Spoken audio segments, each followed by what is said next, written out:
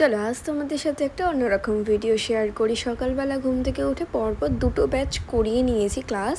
তারপর আমি বেরিয়ে গেছিলাম ব্যাংকের জন্য, কারণ আমার অনেক দিন হলো ব্যাংকে যাওয়া হচ্ছে না, আর আমার ফোনপেটা বন্ধ হয়ে পড়ে আছে।